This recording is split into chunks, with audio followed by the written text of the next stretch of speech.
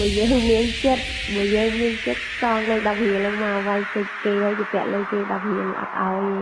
Please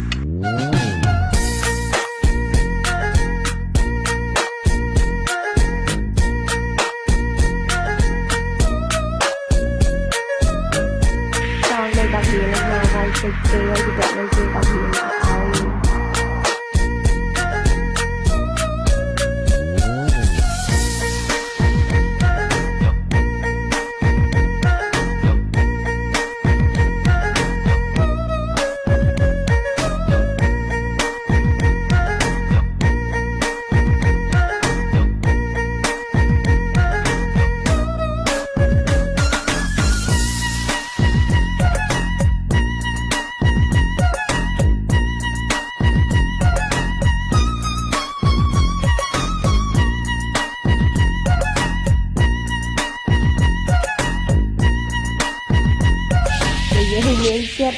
យើងមានចិត្តសងលេខ10រៀលឡើងមកវាយពេចគេហើយទៅពាក់លេខគេ10រៀលអត់ឲ្